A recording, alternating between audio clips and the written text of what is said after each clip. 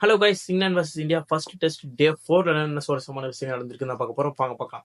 டே 4 ஆரம்பத்திலே வந்து சுப்மன் கில் கார்ட்ஸ் பவுலிங்ல இன்சைட் எட்ஜை அவுட் ஆக, அதுக்கப்புறம் தான் இணையறாங்க மான்ஸ்டர் கூட்டணி கேஎல் ராகுல் மற்றும் ரிஷப் பண்ட்.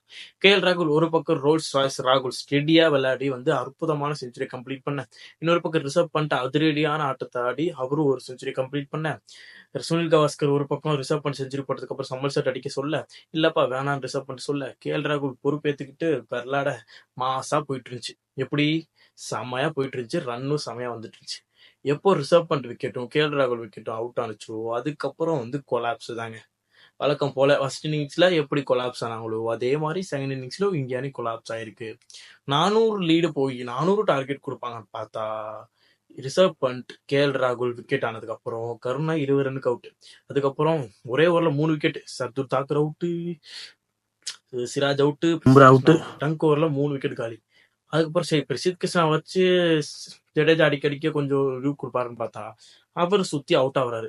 அவர் சுத்தி அவுட் ஆனதுக்கு ஒரு ரீசன் வேற இருக்கு. ப்ரூக் பின்னால இருந்து வெறுப்பேற்றிட்டு இருந்தாரு. இப்ப நீ 6 அடிப்பேன் வெறுப்பேற்றிட்டு இருந்தா அதுக்கு நான் அடிச்சு காட்டுறேன்னு தூக்குனாரு, அவுட் ஆயிட்டாரு. இப்போ எவ்வளவு டார்கெட் இங்கிலாந்துக்கு? நான் 371 டார்கெட். கடைசி 5 ஓவர் வந்து போட்டாங்க இங்கிலாந்துக்கு. அவங்க 20 ரன் அடிச்சாங்க. இப்போ 351 ரன் அடிச்சா வின் இங்கிலாந்து. இந்தியா அணி 10 விக்கெட் எடுத்தா வின். டே 5 குரூஷியலான டே 5. 90 ஓவர் டோட்டலா. அதுல வந்து ஒரு 80-85 ஓவர் ஓடுவாங்கன்னு வைங்களேன். யார் ஜெயிப்பா? நீங்க சொல்லுங்க கமெண்ட் பாக்ஸ்ல, இங்கிலாண்டா இந்தியாவானு. என்ன பொறுத்த வரைக்கும் ரெண்டு டீமுக்கு பேலன்ஸான ஒரு இது இருக்கு. 50% 50%. யார் வேணா ஜெயிக்க வாய்ப்பு இருக்கு. மீண்டும் இந்திய அணியோட லோவர் ஆர்டர் கொலாப்ஸ் மூலமா 400 போக வேண்டிய ரன் இப்போ வந்து 370 போய் இப்போ இங்கிலாந்து அணிக்கு ஒரு கேட் வந்து ஓப்பன் ஆகி விட்டுருக்குன்னு சொல்லணும். இங்கிலாந்து அணி பொறுத்த வரைக்கும் இதெல்லாம் வந்து டிரா ஆகணும்னு விளையாடவே மாட்டாங்க.